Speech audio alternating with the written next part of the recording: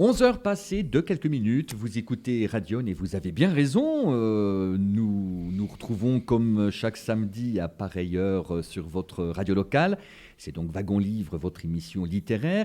Et aujourd'hui, nous retrouvons l'invité que nous avons accueilli la semaine passée, Capitaine Hervé Moreau. Un grand bonjour à vous. Merci d'être une fois de plus avec nous. Heureux de vous retrouver, Yannick. Merci à vous de me Je recevoir. rappelle, mon capitaine, que vous avez fait paraître il y a 6 mois maintenant un livre témoignage intitulé « Vérité d'un capitaine de gendarmerie ».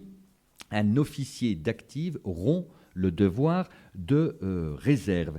Alors, c'est un livre, effectivement, témoignage sur le quotidien des gendarmes. C'est aussi un plaidoyer pour une France plus sûre, où la loi serait enfin respectée, où les citoyens pourraient vivre en paix et où, surtout, ceux qui font du mal et se comportent mal seraient punis, voire incarcérés. Oui. C'est un livre qui vous a valu un blâme de la ministre des Armées. Je rappelle, mon capitaine, rapidement, Oui, je rappelle que vous, cette fois-ci, vous êtes en retraite désormais. Oui. Et vous êtes... Non, je ne le serai que le 24 mai. Ah, 24 mai. Belle émission. D'accord. Dans 3 jours. Vous avez été commandant en second de la brigade de Beaune. De la compagnie de gendarmerie départementale de Beaune. De la compagnie de gendarmerie de Beaune, c'est cela ? Oui. De 2015 à 2019. Et vous terminez votre carrière en étant officier de liaison gendarmerie. Et je rappelle que vous avez bientôt 52 ans. Et oui. Voilà. Donc, vérité d'un capitaine de gendarmerie. Alors, mon capitaine, il faut absolument, parce qu'on ne peut pas éviter ce sujet qui est au cœur de votre livre témoignage, c'est de parler de la justice. Alors, on en parle bien sûr presque chaque jour actuellement dans les médias au regard de ce qui se passe. Vous parlez de laxisme éhonté des magistrats. Vous parlez aussi de l'insuffisance chronique des places de prison en France. Actuellement, il y a 70 000 personnes incarcérées. Oui. Il y a 188 établissements pénitentiaires en France et vous dites qu'il manque une trentaine de Fleury-Mérogis. Alors, mon capitaine, pourquoi la justice ne condamne-t-elle pas ? La justice ne condamne pas de fait de l'idéologie des magistrats qui sont toujours dans la recherche de circonstances atténuantes pour ceux qui nous font du mal. Et elle ne fonctionne pas parce que ces places de prison n'ont jamais été construites et c'est un drame, le drame absolu que nous vivons depuis des décennies. Moi, je considère qu'effectivement, il nous manque une trentaine de Fleury-Mérogis, une centaine de milliers de places de prison. Si nous voulions vraiment évoluer dans un pays où la société serait protégée, la société que nous voulons de ceux qui nous font tant de mal et avec une telle récurrence, c'est pas compliqué, il faut qu'ils soient incarcérés pour cesser d'être nuisibles. Parce que ce sont des gens qui ne cessent jamais. Parce que les atteintes aux biens sont très rémunératrices. Parce que les atteintes aux personnes sont trop nombreuses, trop violentes, trop récurrentes. Parce que ceux qui font ce mal le font avec une fréquence trop élevée. On doit les empêcher de nuire. Et pour les empêcher de nuire, c'est pas compliqué. Il faut 2 leviers. Le premier, c'est l'éducation. C'est une chose absolument essentielle. Il faudra toujours éduquer, encore et encore, instruire, socialiser, former. Et il faut, par ailleurs, et je me dois de le dire, réprimer. Et réprimer lorsque les faits sont graves, d'une dimension délictuelle ou bien sûr criminelle. Il y a trop de faits délictuels et criminels dans notre pays pour que nous laissions continuer d'exercer leur action si nuisible. Ceux qui en sont à l'origine, il faut incarcérer. Et les magistrats ne le font pas. C'est une véritable catastrophe, à mon sens. Les magistrats ne le font pas parce qu'ils savent aussi qu'on ne peut pas mettre 6 prisonniers dans une cellule. Oui, certainement, mais ça, ce n'est pas leur problème, Yannick. Les magistrats doivent condamner lorsque les faits le justifient. C'est tout. Qu'il y ait des places de prison ou qu'il n'y en ait pas, que l'administration pénitentiaire soit suffisamment dimensionnée ou pas, dans l'absolu, ça n'est pas leur problème. Et ça n'a pas à l'être. Nous, ce que nous voulons, c'est une société qui soit protégée. Et elle ne l'est pas. Quand vous dites nous, les citoyens, le peuple de France. Alors, vous pouvez penser que tout le monde ne partage pas vos points de vue. Ah ben certes, mais lorsqu'ils seront devenus victimes, on en reparlera à ce moment-là.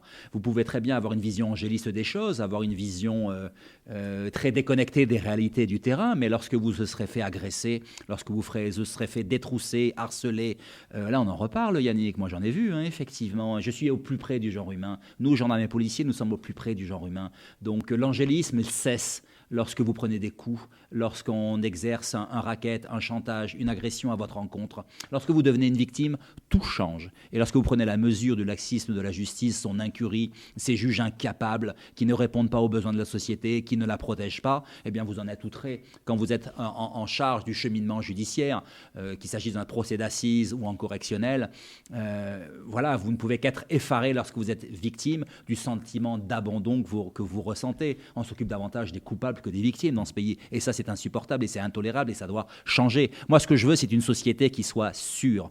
On se gosse parfois de la société nord-américaine, mais c'est une société très protégée. Lorsque vous évoluez le soir, lorsqu'une femme évolue le soir dans les rues de Los Angeles, de New York ou de Dallas, elle a le sentiment d'être à peu près en sécurité, même si tout peut arriver. À Lille, Lyon, Rennes ou Paris, Auxerre, le sentiment est moins celui-là. Ça, c'est une véritable réalité.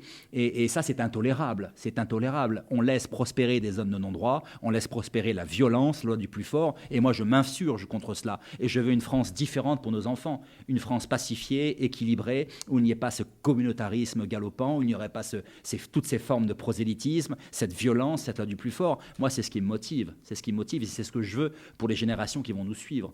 Moi, ma vertu, ma foi, mon courage, je le trouve dans l'espoir que je mets en les générations futures, en le pays que nous allons leur transmettre. Moi, c'est tout ce qui me motive. Mon capitaine, vous semblez regretter le Nicolas Sarkozy, ministre de l'Intérieur. Le ministre de l'Intérieur, Sarkozy, qui voulait des résultats. Voilà, a été un grand ministre parce qu'effectivement, c'était un homme de résultats, c'était un homme efficace. Alors certes, on peut lui reprocher d'avoir supprimé la police de proximité, c'était une erreur, il n'a pas eu que tout le temps raison, mais c'était un homme orienté dans la culture du résultat. Pour moi, ça a été notre plus grand ministre de l'Intérieur. Lorsque j'étais en gendarmerie mobile, voilà, tous les commandants de groupements de gendarmerie qui ignoraient ce qu'était la culture des résultats, et ils ne sont pas entrepreneurs, ils n'ont pas le goût du risque, ils ne risquent pas leurs emplois. Lorsqu'ils prennent une mauvaise décision, ils ne risquent pas le dépôt de bilan, à la différence de tous les entrepreneurs privés de ce pays. Ils ont une culture, d'une certaine manière, de l'irresponsabilité. Donc, ils avaient remis sur les rails du résultat. Et les résultats, les choses nécessaires, pas forcément quantitativement, mais on doit être toujours orienté vers les besoins du peuple que l'on sert. Et les besoins du peuple, c'est que ceux qui leur font du mal soient empêchés de nuire. Et ça, vous pouvez faire preuve du plus grand volontarisme lorsque vous appartenez aux forces de l'ordre. Si le pouvoir politique ne suit pas, si ces places de prison ne sont pas construites, si ces magistrats n'incarcèrent pas, c'est sans fin, c'est sans espoir. Mon capitaine, pensez-vous qu'en 2022, année d'élection présidentielle, ce sera la justice, l'insécurité seront des thèmes centraux pour les candidats ou est-ce qu'il faudra aborder d'autres choses ? Moi, je crois qu'on ne peut pas tout remettre à plat comme ça du jour au regard du coût de la gestion du Covid-19, je pense que ce sera un naufrage économique et financier extrêmement dramatique. Je pense que des millions d'entrepreneurs vont être confrontés avec la cessation des aides de l'État à des situations extrêmement préoccupantes. Ça a déjà commencé. Donc moi, c'est à eux que je pense également et surtout. Et je pense qu'effectivement, ça, ce sera le grand thème parce qu'il s'agit de vivre, de survivre. Il s'agit d'essayer de développer. Moi, ce qui m'a toujours heurté dans ce pays, c'est que, je l'avais dit dans l'émission précédente, l'administration se doit d'aider, de seconder, d'épauler au maximum les entrepreneurs de ce pays, ceux qui prennent des risques, pour ceux qui emploient, ceux qui développent. Ils ont beaucoup de boulets aux pieds. Oui, donc, ce que vous écrivez, c'est que l'État est devenu un empêcheur. L'État est devenu un empêcheur, c'est pourtant catastrophique. Moi, je veux bien la politique sociale la plus noble et la plus généreuse, mais qui la paye? Et c'est quand même les patrons de ce pays, les entrepreneurs, qui la financent et qui la supportent. Elle est beaucoup moins développée dans d'autres pays d'Europe et bien entendu dans le reste du monde. Mais c'est vrai que, voilà, moi, je m'insurge aussi contre un social qui est devenu excessive dans notre pays, contre cette politique de l'assistanat dont on crève. Alors, on va en parler tout à l'heure. Bon, par exemple, on va en parler. Ça, c'est un aspect aussi que vous soulevez très largement dans votre livre. Concernant la jeunesse, vous dites qu'on est toujours sur l'ordonnance du 2 février 1945 relative à l'enfance délinquante. Ça a évolué très dernièrement avec le Code de justice des mineurs. Est-ce que vous pensez qu'il faut être beaucoup plus ferme à l'égard de notre jeunesse? Et est-ce que ça doit commencer à l'école? Oui, incontestablement. On doit retrouver le goût à l'école. On doit retrouver le goût de l'autorité, Yannick. On doit retrouver l'autorité, je crois, dans les cellules familiales. On doit retrouver l'autorité au sein du corps professoral. Alors, je ne veux pas évoquer les générations d'après mai 68. On est passé d'une société qui était extrêmement figée et patriarcale dans les années 70 à une société du tout autorisé, une société extrêmement permissive, de remise en cause de toutes les autorités. Moi, j'ai connu, lorsque j'étais jeune lieutenant, les conscrits encore dans un régiment qui était composé d'appelés pour le tout début de ma carrière. Donc voilà, Mais vous savez aussi que les parents contestent les sanctions que des enseignants infligent à des élèves. Les parents aujourd'hui sont confrontés à la violence de toutes sortes, sont confrontés aux excès de toutes sortes. J'ai eu à intervenir, moi, dans des préaux. Moi, capitaine de gendarmerie, j'ai eu à intervenir sur des faits de harcèlement, sur cette violence juvénile. Vous vous souvenez de cette jeune femme de 15 ans, lynchée et projetée dans la Seine, noyée par ces deux jeunes coreligionnaires, âgés de 15 ans également, qui n'ont exprimé aucun regret, aucun repentir, qui n'avaient aucun respect pour la vie humaine. Alors c'était un symbole, bien entendu, mais c'est quand même à ça auquel on est confronté aujourd'hui. Moi, la jeunesse est de plus en plus, je trouve, précocement violente, parce qu'elle bénéficie de l'excuse de minorité devant les tribunaux français. Et elle ne devrait pas. À mon avis, non, elle ne devrait pas. La majorité sexuelle dans ce pays est de 15 années. Je pense très sincèrement qu'on devrait ramener la majorité pénale à 15 ans. C'est une dimension dissuasive qui serait très, très importante. La vertu de la dissuasion, c'est que ça vous empêche d'agir. Si vous avez le sentiment d'être intouchable, si vous avez une culture de l'impunité, vous réitérez les faits encore et encore. Ici, dans ce pays, quelques milliers d'individus pourrissent la vie de millions de personnes. Parmi tous les délinquants auxquels j'ai pu avoir affaire, combien de multirécidivistes ?